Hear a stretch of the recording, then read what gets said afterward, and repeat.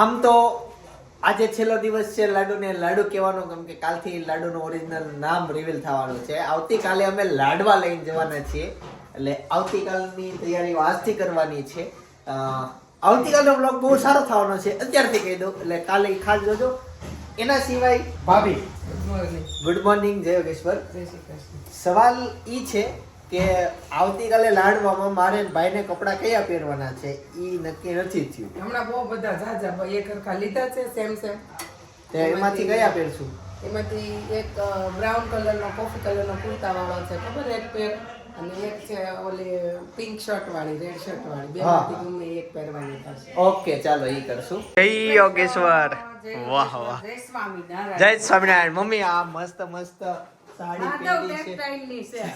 વાહ વાહ, ક્યાં જાવ છો?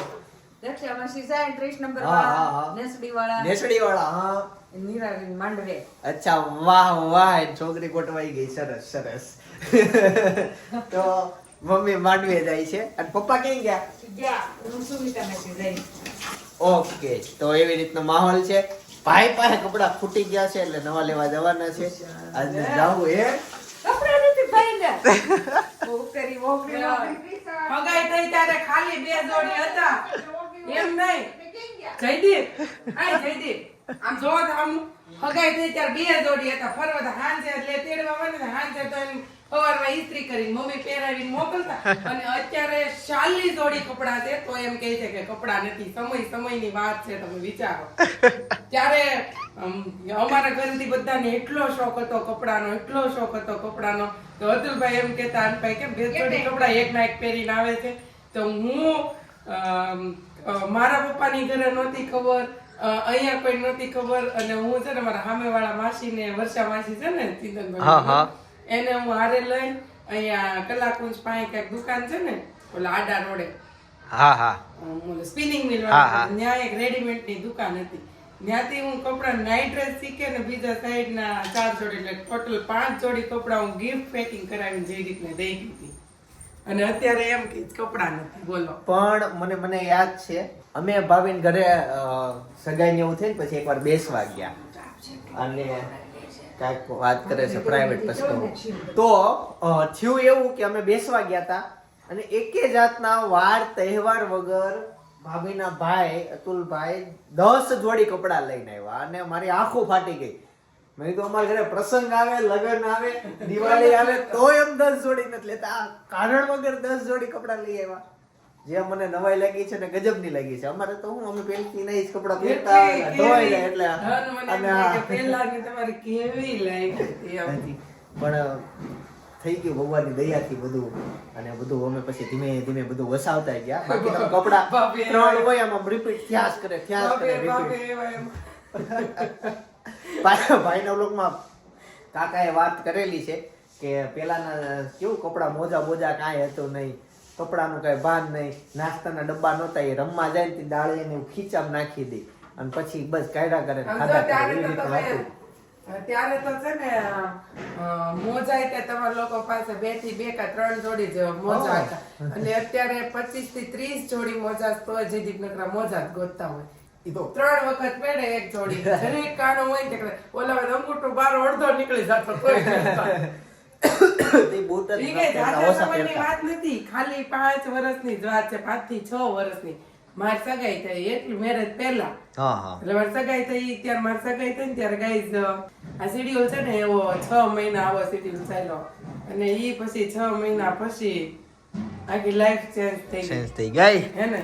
હા, એવું થયું. તો ચાલો હવે આપણે જમવા માટે બેસી જઈશું. મમ્મી ભાભી. અને મને છે ને ત્યારે બહુ જ એમ થાતું કે જો બધાને આમ કેવું મળ્યું, કેવું છું, કેવું. પણ ત્યારે છે ને મને એક જ વસ્તુ એટલું ગમતું કે જયદીપનો નેચર બહુ, એટલે બહુ મને જયદીપનો નેચર ગમતો ને એની લીધેથી મેં બધું જ જાતું કરી દીધું. અને સુરતમાં ક્યારેક આવવાનું થાય તો સરથાણા નેચર પાર્કમાં તમારે જવાનું, ઓનલાઈન ટિકિટ બુક કરાવવી પડે એમ છે, ફિઝિકલ લગભગ નથી આપતા. ઈ નેચરલ પાર્ક કહેવાય. નેચરલ પાર્કમાં જાજો, બહુ સારો છે. ચાલો, ભારત માતા કી જય. સાથે આજે મને કયો તો નવી લીધું બાકી છે. ખુશ થઈ ગયા ની હગાઈ યાદ આવી ગઈ, લે તાજું થઈ ગયો. કેવી આપણી ત્યારની લાઈફ હતી હે. સાચી વાત છે. આખો સુધારો પલટી ગયું બધું. હા આમ જયદીપને મારે ક્યાંક લઈને જવા હોય ને તો જયદીપને એમ કહું મારા પિયરમાં કંઈક ગમે કંઈક લઈને જવા હોય લગ્ન પછી હો તો એમ કહું બધાને જય શ્રી કૃષ્ણ કરજો બધાને મળજો એવું બધું હું જયદીપને શીખવાડતી નકર બિચાર જયદીપને શરમ આવતી ને તો આવીને ખાલી આમ કરે એમ કરીને અને બસ ખાલી પેલું થઈ જાય હવે જયદીપને મળતા હવે તો જયદીપ જાય ને એટલે બધા એમ કે આવો કુમાર આવો શરમ ન્યા સુધી વહી ગઈ છે કે ના રૂમાલ હાથે હું કઈ આવે બહાર બાલ્કનીમાં નહીં, રૂમાલ તો શું કર ને હારું એટલું મને અમુક કામ તો કરવું જ પડે. મને તમે ન કરતા હોય તો કરવા મળી જાય. જો કે તમે મારી કરતા વધારે કરતા હશો. આપણે કાંઈ પણ કામ. કામમાં ગયા ને તે બધી વાત થતી હતી એકબીજાને હું આમ કહેતા હતા, આમ કરે તેમાં ઓલા મમતા માસી કે ભરત તો કે રૂમાલી નો હૂકવું એવું કઈક વાત થઈ હતી મેં કીધું આવું હશે ન હૂકવતા ઊંટમાં લગ્ન થાય ને તો હું હાથે હૂકવી જ દઈ તો ત્યારથી હજી આજે હાથે જ હૂકવી દઉં ના જયદીપ અઠવાડિયામાં 2 વખત સાથે સૂકે અને 6 વખત એ હું સાથે. એ વ્લોગમાં રૂમાલ આવે ને એટલે નકર હું અહીંયા જ ઊભો. અચ્છા એ ખુરશી ઉપર આવીને નાખ દે ને કાં બેડ ની ત્યારે નીચે વ્લોગ પડ્યો. ચાલુ હતા ને મેં કીધું વ્લોગમાં ન આવે તો બારે ઉભી રહો. તો બાર મેં લઈ લીધો કાકા શું કહેતા હતા કયા કાકા કાલે આપણા કાકા હા કે એને ભૂખ લાગી નહીં શરદી થઈ ગઈ રાતે તે નાદુવાળી ચા પીવી હતી કાકી સુતા હતા તેને ઉઠાડી અને એમ જ ફોન જોતા હશે તે કે મેં કીધું ને ઊભા થયા એને ચા કરી આદુવાળી અને ચા કરીને અને વાસણ વતન ઉટકીને લૂછીને અને ઠેકાણે મૂકી દીધા ચોકડી બોકડી બધામાં પાણી નાખીને કે ભૂકી કે તમને એટલી ન દેખાય એની તો ક્યાં વાત થઈ તો ભગવાનના માણસ છે ભાઈ. બોલો બધું કામ કાકી હુતા હોય ને ત્યાં એને જાતે ખાવું પીવું જે કાંઈ હોય કરે અને કાકી ગયા હોય ને ગમે ને ક્યાં તો ઈ જુલભાઈ ને જનકભાઈ ને બે ના ચા દૂધ કે ચા ને બધું તૈયાર કરીને ખવડાવી પીવડાવીને વાસણ બધું ઠેકાણે કરી નાખે મેં કીધું આપણે તો મેં કીધું કે ગયા હોય ઘરે ત્યારે ઉકોડો થઈ ગયો હોય અમે કઈ બનાવતા નથી હે જાશો ક્યાંય તો? એટલે જ નથી જાતી તો ક્યારે? આવું કાકા જેવું કાંઈક શીખો ને તો હું ક્યાંક જાઉં મને એટલે જ જીવ ન હાલે તમને મૂકીને અહીંયા જાતા રેઢું મૂકી એવું બધું અમારે જાવ. એવું બધું અમારે કરવું પડે ને એટલે જ તને કઈ નથી મોકલતા. અને ક્યારેક જાવ તો અમે બધું કરીએ ને પછી અનુભવ હા, થાય એવું છે આમ કેવું છે ખબર કે આમ કામ આમ એટલું ગમે ને બધું આમ ઓલું પકડીને રાખવું કે આમ કે આડાવડું ન થવું જોઈએ એની લીધે છે ને આપણે આમ છૂટને ક્યારેક એવું થાય કે માઈ ગયું જે થવું હોય એ થાય પણ ઘડીક થાય ને તો ના હો કાંઈ એવું નથી કરવું ચાલો તે હવે તો આપણે જો ભાખરી ખાવા બેસશું અને મમ્મી કઈ કાનમાં ગઈને ગયા છે ઈ આપજો મને ના મમ્મી કારના એમ કરી ગયા છે કે આજે એક ભાખરીનો લોટ ઓછો હતો હા. એટલે મને કીધું તાર ભાખરી કરીને ખાઈ લેજે 2 દિવસ તાર ભાખરીનો લોટ ઘટે એટલે મને એમ કીધું તાર ભાખરીનો લોટ બાંધીને ખાઈ લેજે એવું થાય છે હા તો પપ્પાએ આજ ભાખરી નથી ખાધી એટલે પપ્પા એ મમ્મી એમ કીધું કે ચિંતને એ ભાખરી તળી દેજે કે તું ઓલી ખાઈ લેજે પણ મારે ઓલી ભાખરી મેં ઘીમાં ફ્રાય કરી હોય એ મમ્મીને ન ખબર હોય યાદ ન રહી મમ્મીને એટલે એ મેં ઘીમાં ફ્રાય કરી હોય કાઈ નહીં જે હોય એ ચાલો તો આપો મને કઈ સમજ ન પડી પણ તમને પડી હોય તો વિડીયોને લાઈક કરી દેજો બરાબર નીચે સબસ્ક્રાઇબ પણ કરી લ્યો લાઈક કરો ખાસ લાઈક કરો આવતીકાલના વ્લોગ મેં કીધું એમ લાડુને લાડવા લઈને જવાના છે જોરદાર ને સૌથી યુનિક છાપ આવવાની છે એટલે છાપ માટે આવતીકાલનો વ્લોગ જોવાનો છે સવારે 9 વાગે ચાલો દિવસની શરૂઆત કરીએ ગાઈસ તો આજ છે ને સ્કૂલેથી યતાંશ વહેલો આવી ગયો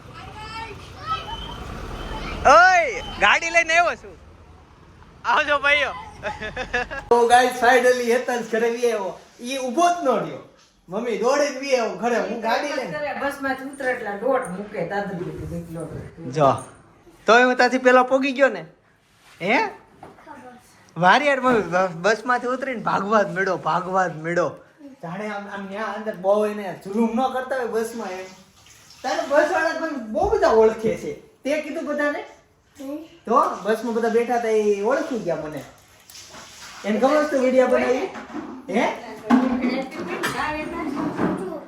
થેન્ક યુ સરસ તો હેતાંશ તો સાયકલ ચલાવે છે ઈ કઈ જમશે નહીં પણ અત્યારે જીરા રાઈસ દાળ ફ્રાય નો પ્રોગ્રામ છે બધાએ ઓલમોસ્ટ જમી લીધું છે હું રસ્તામાં છું હજી અને આ વખતે ભાત અલગ છે મમ્મી આ કયા ભાત છે બાસમતી એવા મન હા અલગ લાગે છે આમ જીરા ઈ જ છે બસ જીરું નાખ્યું છે ને એટલે તને એવું લાગે. ચાલો ફટાફટ જમી લઈએ બીજી આજ વાત એ કી કે હેતાંશ ને આજ તમે ધ્યાનથી જોયો હોય ને તો હેતાંશે ચાંદલો કર્યો છે અને ચાંદલો કર્યો છે ને હેતાંશની મમ્મી ચમચી હતી ભાત ખાય ને હેતાંશ હાથથી ખાઈ લો. અરે વાહ હેતાંશ કાકા કેમ હાથ ખાય કાકા હાથ ને ભાત પપ્પાના ગુણ આવ્યા. જો આમ હાથથી ખાવામાં સ્વાદ આવે મજા હેતાંશે આવે હાથથી ખાવા? કે ચમચી જ મજા આવે? હાથથી જ મજા આવે જો વાહ લઈ રાખો થોડા ભાત. થોડાક લઈ લે ને અરે બહુ મસ્ત બન્યા લે ને તું અરે લે ને અરે ઘડીક જ ભૂખ લાગશે તો રાખું થોડાક? રાખું ને? ખાય ને? એક બનાના ખાઈ લેશે. ચાંદલો કર્યો છે કેટલો ક્યુટ લાગે છે આવી રીતના રોજ ઈ ચાંદલો કરશે આજથી અને હવે ક્યાં કેમ કાલે પડ્યો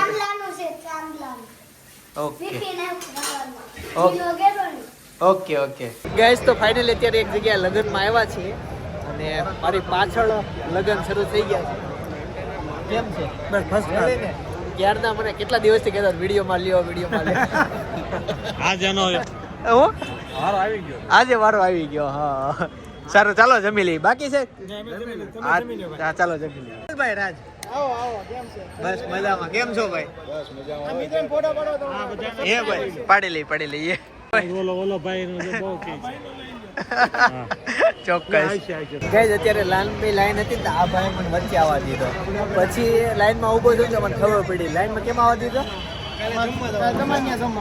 કાલે અમારે ત્યાં કાઉન્ટર સિસ્ટમ હતી કઈ નહીં તારું સેટિંગ કરાવી દે હું ત્યાં તારે છે ને બધા કરતા છેલ્લે જમા દેવાનું છે બધા કરતા પેલો વયો જાય પેલા નહીં છેલ્લે પરીક્ષા છે બોર્ડ વાળા પેલો વહી જાય હું તો આવતો જ નહીં આવું પડે ને કે તમને ખોટું લાગે હું ઘરે લેતો કાંઈ નહીં ચાલો ડીશ લઈ લઈએ મેં છે ને મેન આઈટમ નથી લીધી તો લગ્ન પતાવીને ફાઇનલી ઘરે પહોંચી ગયો છું અને સાંજના 10 વાગી ગયા છે રસ્તામાંથી ચિત્તલમાંથી એક પાર્સલ આવ્યું હતું અને રસ્તામાંથી ચિત્તલ આવ્યું.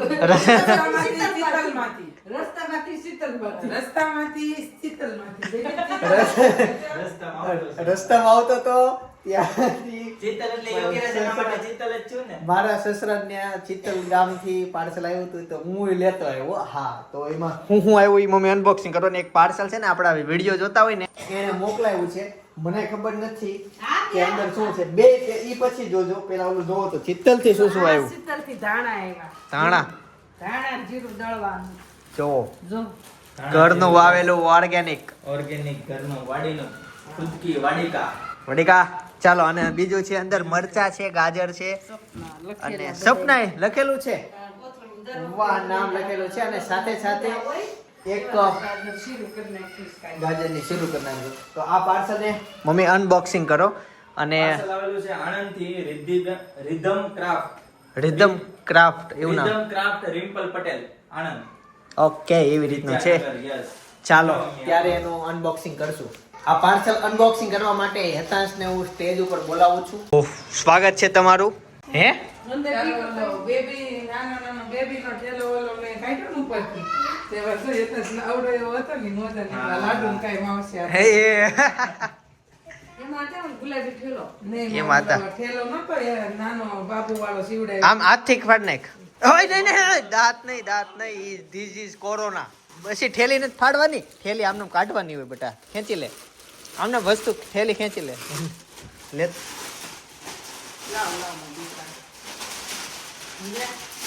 એટલું બધું પાછળ જવાનું છે. પાર્સલ બહુ ઘસણ બહુ મસ્ત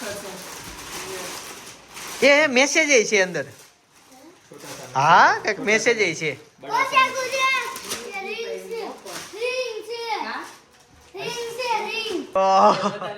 बताने लायक नहीं है પાછળ ઊંધું બતાય ए वो नाम हाइड कर दो हाइड हाइड में कर दूंगी चलो. चलो उल्टा घुमा दो क्योंकि इसमें नाम रिवील हो जाएगा नाम आपको कल के व्लॉग में ही खबर पड़ेगा क्या है और वो भाभी को पूछ के इसने गिफ्ट भेजा है लाडू ए ले वाह भाई बहन का पूरा concept है. हाँ हेतांश તારા કપડા મસ્ત છે फाइन फाइन છે. ફાઇન છે તો મસ્ત નીચે બેના નામ લખેલા છે હા અને અને બનાવેલો ક્રાફ્ટ છે અને એક જીરીક તમે આમ ખાલી હાઈડ કરી દો ને ખાલી એક હું ખાલી અહીંયા વોલ પર લગાવીને તમને કહું પણ હા. ખાલી આમ હાઈટ કરજો. હાઈટ રાખજો નામ, કેમ કે ઉપર એમ આવતીકાલનો આમ રાખજો. બ્લોગ તમારે ખાસ જોવાનો છે, રાખી દો. કેમ કે જો. આવતીકાલના બ્લોગમાં નામ રિવીલ થશે. ફાઇનલ નામ જો આ select કરી craft તો ફાઇનલી ગાઈઝ જો સરસ મજાનું ગિફ્ટ છે આ, અને બેના નામ લખેલા છે ભાઈ બેનના. ક્યાં ટીંગાડશું આપણે? અહીંયા દાવલ ઉપર જ લગાવો. ઓકે. અહીંયા કોક આવે ને એટલે જરાક કામ જ આમ ઓકે, સરસ સરસ.